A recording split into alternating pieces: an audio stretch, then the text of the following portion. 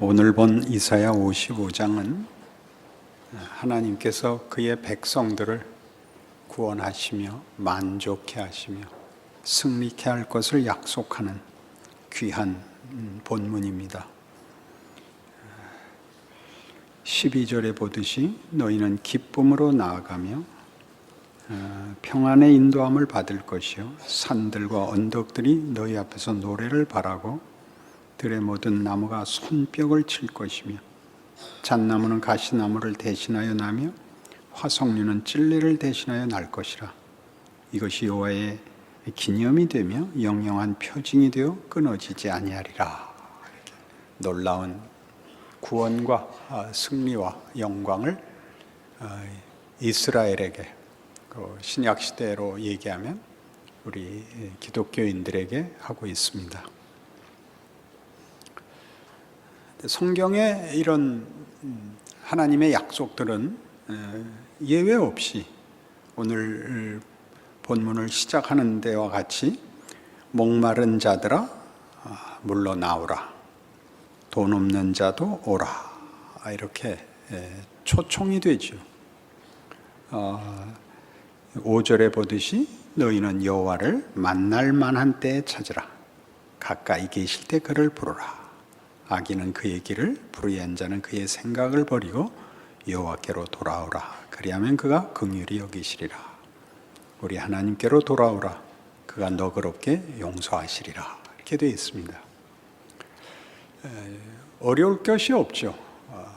잘못된 것을 회개하고 아버지 앞에 나오면 받아주시고 고쳐주시고 복 주신다는 우리 잘 아는 기독교 신앙의 중요한 내용입니다. 그러나 이런 우리가 아는 것으로는 오늘 본문이 앞뒤가 잘 연결이 되지 않습니다. 목마른 자들을 부르고 그 악인의 길을, 못난 생각을 버려야 되는 이런 회개의 초청, 또 구원의 초청은 그 설명이 8절에 보듯이 이는 내 생각이 너희의 생각과 다르며 내 길은 너희의 길과 다름이니라.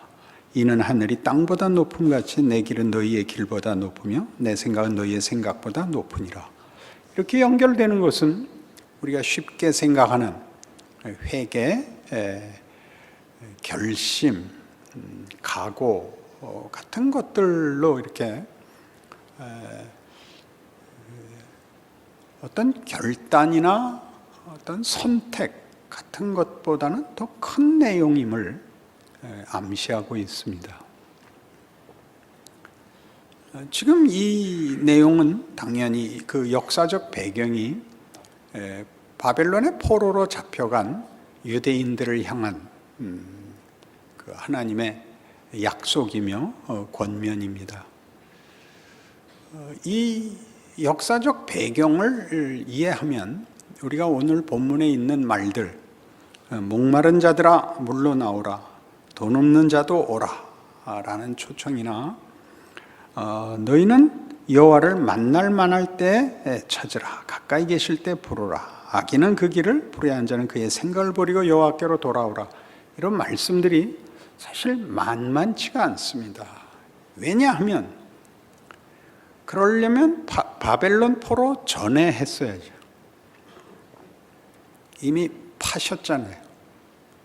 그러니까 40장부터 시작된 이 55장까지 이르는 내용은 사실 무엇이었냐 하면 망한 이스라엘, 유다를 향하여 회복을 약속하는 대목이거든요. 너희는 위로하라, 내 백성을 위로하라. 내 백성은 그 벌을 배나 받았느니라. 이젠 족하다. 내가 너희를 구원하겠다. 어찌 내가 너희를 놓겠느냐. 이런 약속들이 나오는 그 역사적 배경 속에 있고, 그렇게 되기까지의 역사적 배경은 1장에서 39장에 이르는 아하스 때 절정에 이른 배신, 그리고 히스기야에 의하여 허락된 하나님의 기적적인 구원들을 그 역사적 배경으로 갖고 있습니다. 이스라엘은 하나님 앞에 그 신앙적으로 실패했고 하나님을 거부하여 이제 심판을 면할 수 없게 되었습니다. 이사야를 통하여 끊임없이 경고하고 하나님의 구원으로 돌이키려 하였지만 이스라엘 백성은 듣지 않습니다. 그리고 그들은 곧 망하게 되었습니다. 그리하여 당시에는 아수르가 와서 그 위협을 하고 마침내는 바벨론에 의하여 유다가 포로로 잡혀가는 것으로 이스라엘의 역사가 어떤 한 획을 긋게 됩니다. 34장에 가면, 이사야 34장에 가면 그 시대적 배경이 34장에서 이렇게 소개되어 있습니다. 열국이여 너희는 나와 들을지어다. 민족들이여 귀를 기울일지어다. 땅과 땅에 충만한 것 세계와 세계에서 나는 모든 것이여 들을지어다. 대저 여호와께서 열방을 향하여 진노하시며 그들의 만군을 향하여 분내사 그들을 진멸하시며 살육당하게 하였은즉 그 살육당한 자는 내던진 바 되며 그 시체의 악취가 솟아오르고 그 피의 산들이 녹을 것이며 하늘의 만상이 사라지고 하늘들이 두루마리같이 말리되 그 만상의 쇠잔함이 포도나무 잎이 마름 같고 무화과나무 잎이 마름 같으리라. 온 세계 심판을 명하는데 이 심판을 명하는 이유는 그들이 이스라엘을 대적했기 때문입니다. 여기서 열방은 말하자면 애굽이고 아람이고 아수르고 바벨론입니다. 그리고 이런 열방을 향한 심판은 그들이 하나님을 섬기는 자들을 대적함으로써 하나님을 대적한 것이기 때문에 심판이 선포되고 있는데 그들이 하나님을 대적한 것은 사실 따지고 보면 이스라엘이 하나님을 배반했기 때문에 하나님이 그들에게 팔았던 것입니다. 이스라엘을 심판하기 위하여 그들을 채찍으로 썼는데 이제 와서 그 채찍 보고 화를 내시는 것이죠. 그러니까 그렇게 화를 낸다는 건 하나님이 이스라엘을 이미 파셨고 그 채찍으로 때리신 탓입니다. 그래서 그 채찍에게 화를 내십니다. 35장에 오면 그래서 광야와 메마른 땅이 기뻐하며 사막이 백합화같이 피어 즐거워하며 무성하게 되어 기쁜 노래로 즐거워하며 레바논의 영광과 갈멜과 샤론의 아름다움을 얻을 것이라. 그것들이 여호와의 영광 곧 우리 하나님의 아름다움을 보리로다. 이거는 메맞은 이스라엘의 회복입니다. 이 두 가지를 잊지 않아야 됩니다. 자식을 옳게 만들기 위하여 채찍으로 때리고 그 채찍을 꺾어버리고 채찍에 화를 내시고 채찍으로 때린 자식은 이렇게 영광스럽게 할 겁니다. 그러니까 이스라엘은 이미 맞았죠. 이미 맞았고 그리고 결과적으로 그 채찍은 꺾어버릴 것이고 이스라엘은 회복될 것입니다. 그리고 무슨 일이 기록되냐면 36, 37, 38, 39가 36장에 아수르의 침공으로 인한 예루살렘의 위기, 그리고 산헤립이 왕이었는데 랍사게를 군대 장관으로 세워 예루살렘을 포위 공격해 하고 히스기야와 여호와를 조롱합니다. 36장 이야기고 37장에서는 그래서 히스기야가 그 랍사게가 보낸 위협적인 그 글을 가지고 하나님 앞에 나아가 하나님께 기도하는 모습입니다. 그래서 하나님이 대답하시죠. 너 가서 너 걱정 마라. 내가 이 아수르를 멸할 것이다. 그래서 하루아침에 하나님의 천사가 내려와 18만 5천을 죽여버렸습니다. 그래서 다 망하고 도망가서 산헤립은 자기가 섬기는 자기네 신전에 들어갔다가 아들들에 의해서 죽습니다. 그리고 38장에 히스기야가 병이 듭니다. 그리고 병들어 고뇌하는 탄식과 비명과 기도가 소개되고 있습니다. 히스기야 입장에서 보자면 나라의 존망이 걸린 위기에서 속타는 절망과 위협 속에서의 나날들을 간신히 넘어왔는데 그리고 덜컥 병에 걸려 죽게 됐으니 허망하지요. 하나님께 마구 불만을 토합니다. 하나님이 그래 15년 더 살게 해주마. 회복되는 이야기입니다. 그 말을 듣고 바벨론에서 사자가 옵니다. 어떻게 아수르를 이겼는지, 어떻게 죽을 병에서 살아났는지 궁금하거든요. 이 히스기야가 자기네 성전 곡간을 열어서 자기네 국력이 얼마나 굉장한가를 자랑했다가 하나님께서 네가 보여준 것 그대로 다 바벨론에 빼앗길 것이요 네 자식들 중에도 잡혀가는 자가 있을 것이다. 이렇게 되고 40장으로 넘어왔던 것입니다.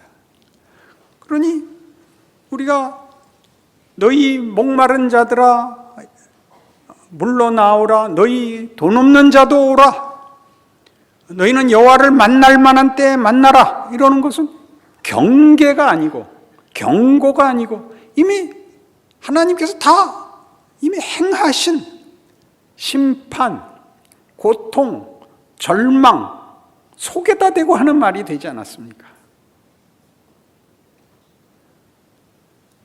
돌아오면 이 심판을 면하게 해주겠다, 회개하면 재앙이 없게 해주겠다가 아니라 이미 실컷 받았는데요 뭐 새삼스럽게 이제 와서 이렇게 말씀드리는 의미를 여러분들이 아실 겁니다. 여러분들 신앙생활 속에서 반복되는 일 아니든가요? 그 경고가 나오려면 아직 벌을 받기 전이어야 되는 거 아닙니까? 벌을 받고 있으면 그때는 뭐가 선택의 여지가 뭐가 있는 걸까요? 그게 오늘 본문이 요구하는 질문인 것입니다. 하나님의 생각은 달라서 하늘이 비에서 내리면 안 되죠. 비가 하늘에서 내려서 본문으로 돌아오셔서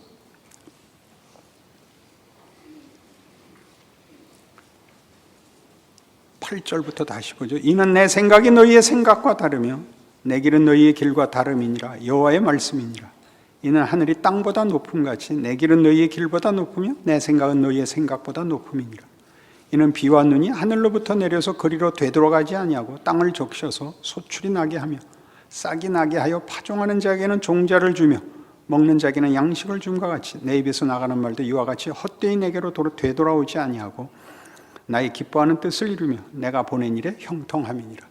그러니 잠깐 여기서 이미 이루어진 심판은 무엇이며 그 심판은 결국 하나님께서 그의 백성을 완성시키기 위하여 하신 심판이 되며 그 심판이 마지막이 아니면 너 말 안 들으면 때리겠다 에서의 경고가 아니며 때린 것이 결과를 만드는 것이며 그래서 그 때린 자들을 꺾으실 것이며 하나님의 심판은 그것이 최종적 운명이 아니라 그 다음에 나오는 그것을 넘어서서 나오는 기쁨과 평안과 손뼉치는 명예로까지 갈 것이라고 얘기합니다. 그러니 자, 우리가 생각하는 것보다 이제 하나님이 행하시는 심판, 우리가 볼 때 이제는 끝났다고 생각하는 시점이 끝이 아니라는 얘기가 됩니다.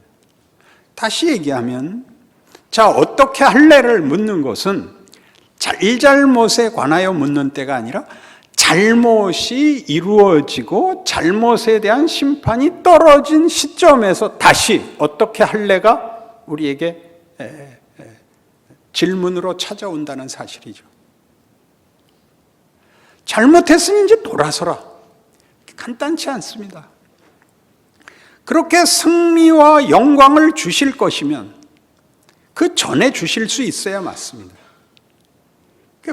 본문의 중요한 질문과 이해는 그 심판이, 그 포로됨이, 그 수치가, 그 절망이 일을 하고 있다. 내 생각은 너희 생각과 다르다 하늘에서 비가 내려서 다시 올라가는 게 아니라 땅을 적시어 소출을 주는 것과 같다라는 대목에서 우리가 반복적으로 경험하는 실패와 절망과 후회와 자책이 일을 하고 있는 하나님의 방법이다라는 데까지 여러분의 마음을, 신앙을 깊이셔야 되는 것입니다. 이건 아멘이죠. 그렇죠? 그 전에 올바른 결정을 하는 사람은 없습니다. 그건 다 구랍니다. 이미 심판은 내려져 있고 절망이죠. 망했지요. 근데 그게 아직 최종적 자리도 아니고 기회가 지나간 자리가 아니라는 것이죠. 그럴 뿐만 아니라 한 번 더 기회를 주는 정도가 아니라 그게 일을 하고 있다는 거죠. 자, 이 일을 하고 있다는 걸 보십시다. 구약에서 중요한 하나님의 자신에 대한 설명, 하나님이 당신을 설명하는 설명은 이게 제일 많습니다. 나는 너희 조상의 하나님이니 아브라함의 하나님, 이삭의 하나님, 야곱의 하나님이니라. 그럼 이 세 사람을 잘 기억해 보시면 이 사람들이 영광되고 영웅적이고 신화적으로 살지 않았습니다. 잘 아시지 않습니까? 왜 하나님은 아브라함의 하나님, 이삭의 하나님, 야곱의 하나님이라는 이름으로 당신을 소개하기를 좋아하셔서 구약 내내 이 이야기일까요? 왜 구약 내내? 아브라함을 생각해 보십시오. 아브라함은 믿음의 조상입니다. 하나님이 그를 갈대아 우르에서 불러내요. 팔레스타인 땅에 가서 살게 합니다. 나그네가 되죠. 그는 장막에 거합니다. 장막이라면 잘 못 알아듣더라고요. 텐트 생활을 합니다. 그러니까 집이 없습니다. 그는 나그네로 살아서 어디를 가든지 사실은 불안한 사람입니다. 자기가 가는 모든 곳에서 그는 나그네입니다. 그러나 그는 뭐가 되느냐 하면 아브라함은 복의 근원이 됩니다. 그가 복이 됩니다. 그가 복이 됐다는 건 놀랍게도 이런 말씀으로 연결된 표현에 더 적절히 숨어 있습니다. 너를 축복하는 자에게는 내가 복을 내리고 너를 저주하는 자에게는 내가 저주하리니 땅의 모든 족속이 너를 인하여 복을 얻을 것이니라입니다. 뭐 하고 있는데요? 나그네로 살고 있는데 답답한 인생, 아무것도 확실치 않은 근거와 안심을 확보할 수 없는 인생을 살고 있는 그것이 복을 담고 있는 것이랍니다. 여기가 우리가 오해하는 데죠. 이삭을 보실래요? 이삭은 없어야 되는 사람입니다. 그는 아브라함 100세에 얻었고 아이를 생산할 수 없을 때 난 자식이며 그나마도 분명히 하기 위해서 이삭의 의미를 분명히 하기 위해서 하나님이 잡으라고 합니다. 모리아산에 들어가서 죽일 작정이었죠. 왜 이삭을 잡으라고 하는가? 얘는 없어도 된다입니다. 없어도 된다. 잡아라. 아브라함이 믿음이 어느 만큼 돼서 잡으려고 그랬는지는 모르겠습니다. 제 생각엔 제 나이쯤 돼야 알아먹는데 하긴 그때 아브라함이 100살이 넘었으니까 늦은 나이는 아니었겠죠. 잡았죠. 하나님이 손을 막고 됐다. 뭐가 됐다는 거죠? 너 알아먹었구나. 얘는 없어도 된다. 이겁니다. 이삭이 없어도 된다는 게 무슨 뜻일까요? 하나님이 하시려는 일은 창조와 부활에 속한 것들입니다. 우리가 이해하는 인과 법칙이나 시간의 전후나 문맥이나 조건이나 상황이나 어느 것도 필요 없습니다. 하나님이 하시고자 하면 만드시는 것입니다. 그 만든 것이 이삭이죠.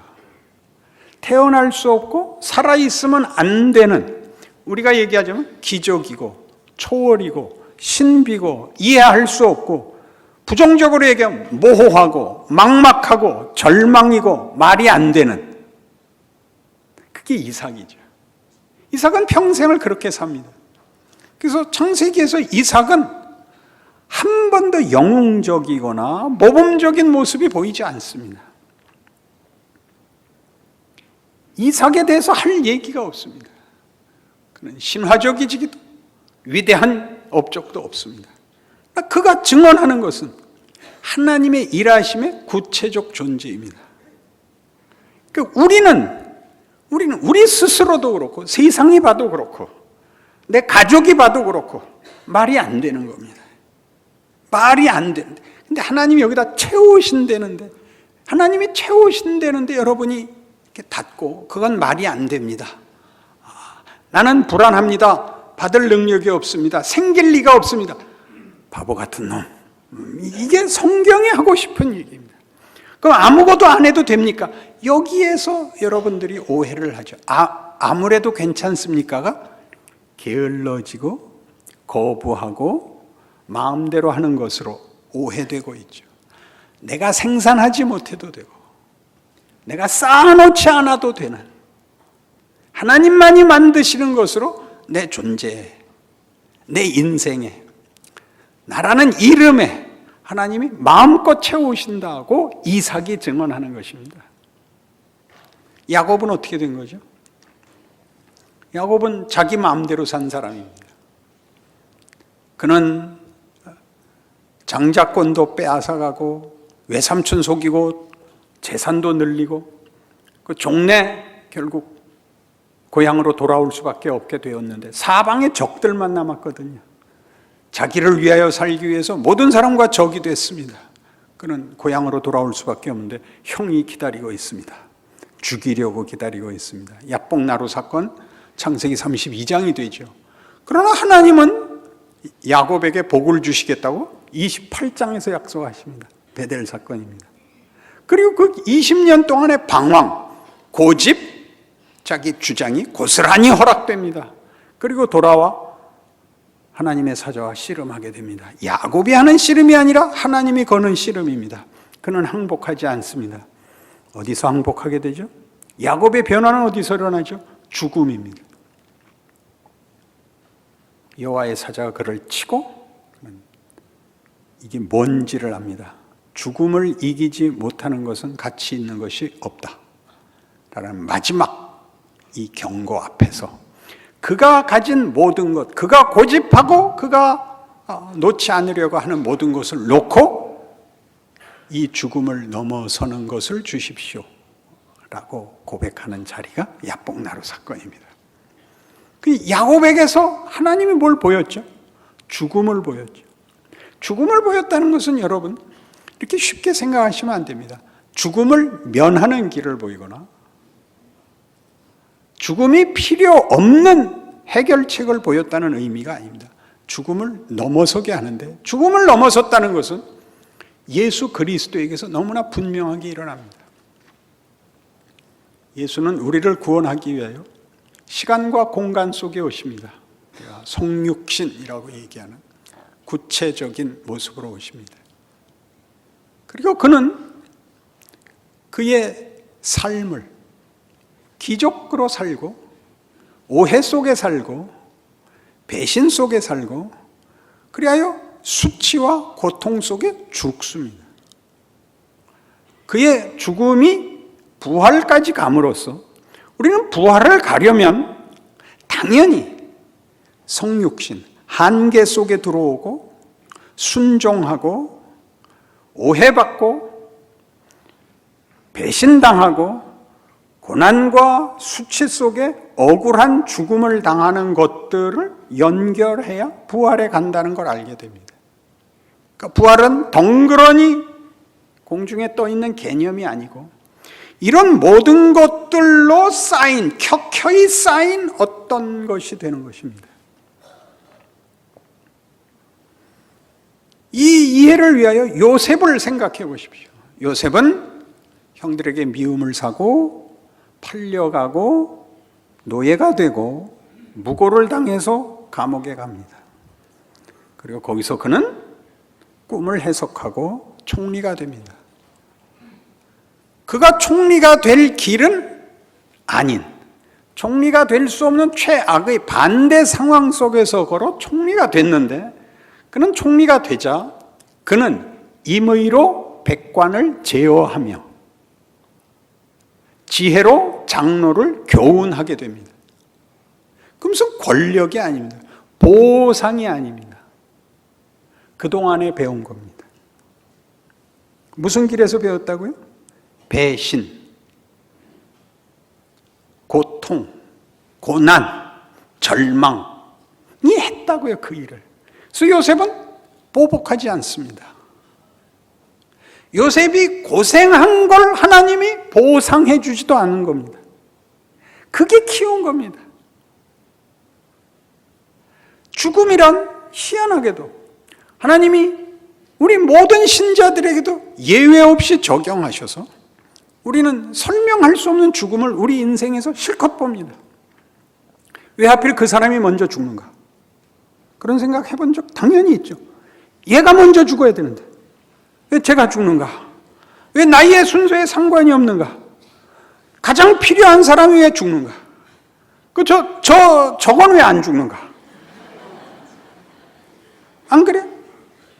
일을 하고 있다는 걸 모른다니까. 죽음은 다만 심판 정도가 아니라니까. 심판도 일을 한다니까.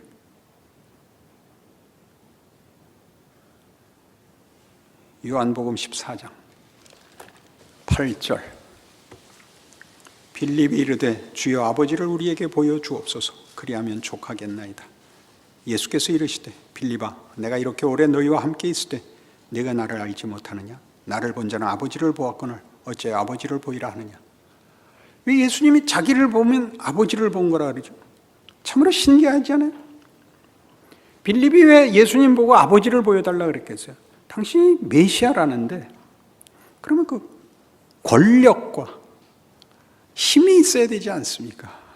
또 이렇게 아무런 힘도 가지지 않은 이런 기적은 행하시는데 권력은 가지지 않은 이게 뭡니까? 이게 나를 본 자가 아버지를 본 거랍니다.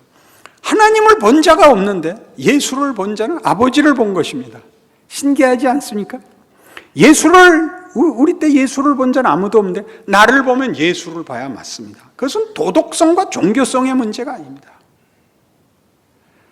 히브리서 5장식으로 얘기를 하면 그가 아들이시라도 받으신 고난으로 순종함을 배워서 온전하게 되셨다. 이렇게 예수의 성육신과 고난을 소개하고 있습니다. 순종해서 완전하게 된, 순종이 조건이고 방법인, 그래서 온전해진 것이 결과인 것으로 얘기하지 않고 순종이 그의 예수가 누구신가, 그 안에서 하나님 뭘 하시는가를 순종 속에 이렇게 담아낸 것이다, 그런 뜻입니다. 순종이 그릇인 거죠. 고난이 그릇인 거죠. 그러니까 우리 모두가 지금 나를 보면 아버지를 보았느니라. 아버지가 찾아오고 계시죠. 옆에 오셨죠. 임마누엘이지 않습니까? 육신을 입고 우리가 사는 자리, 내가 처한 입장에 와 계시지 않습니까? 그 하나님입니다. 우리 하나님, 천지를 지으신 하나님, 우리를 자기 형상으로 지으신 하나님, 우리를 사랑하사 이 모든 약속, 너희가 기쁨과 평안으로 돌아올 것이다 를 약속하신 하나님, 우리의 일상에 찾아오십니다. 내 잘잘못에 보상해 주는 정도가 아니라 내 잘잘못에 함께 하십니다. 그러니까 우리의 인생 속에 일어나는 모든 경우가 하나님이 일하시는 경우입니다. 그것이 일을 합니다. 그러니 나를 봐라. 우리가 예수를 보면 믿을만하다, 믿을만하지 못하다가 서로 왔다 갔다 하잖아요. 예수를 믿지만 그의 부활을 믿지 않는 사람들이 있습니다. 기독교 신앙 내에서도. 왜냐? 부활했으면 왜 제자들에게만 보였냐? 빌라도에게 보여줘야 됐지 않냐? 이렇게 말을 합니다. 우리는 왜 여기 앉아있죠? 우린 본 겁니다. 예수의 부활을 봐서 여기 앉아있는 겁니다. 근데 그렇게 말하는 사람같이 우리도 가끔 이렇게 보여주지 마시고 더 분명하게 좀 보여주십시오. 그러니까 우리를 혼란시키는 것이죠.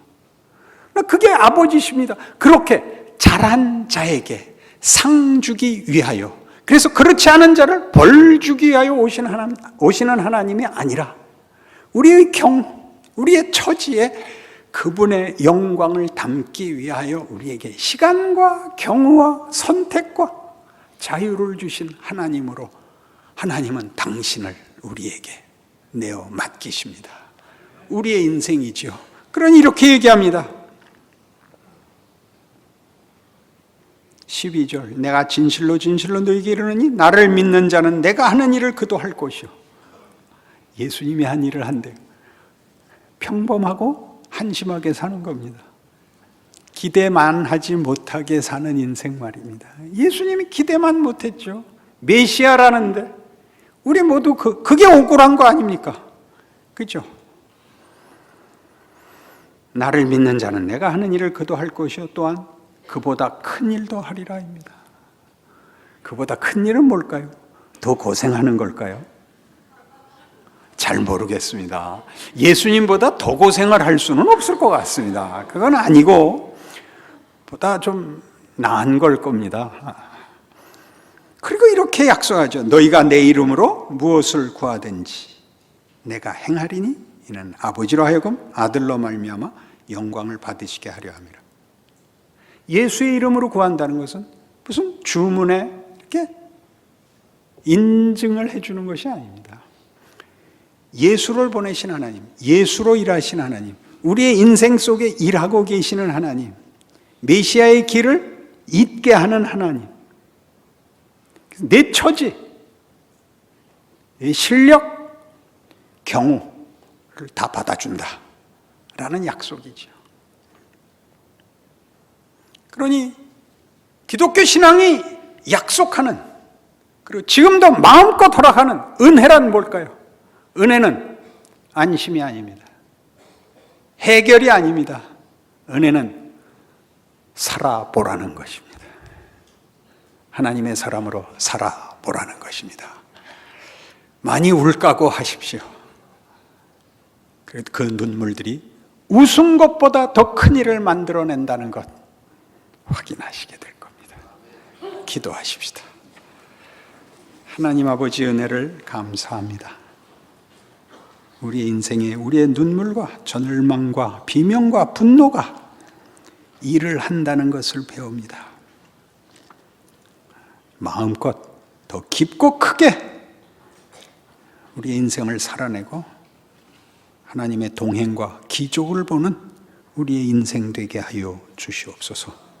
지금은 우리 주 예수 그리스도의 은혜와 하나님 아버지의 극진하신 사랑과 성령님의 동행하심이 하나님을 아버지라 부르는 것이 얼마나 큰 것인지, 예수 이름으로 무엇이든지 구할 수 있다는 것이 무엇인지 알고 자기 인생을 충실히 살아내는 복을 누리는 우리 모두 되게 하여 주옵소서. 함께 충만하옵소서. 아멘.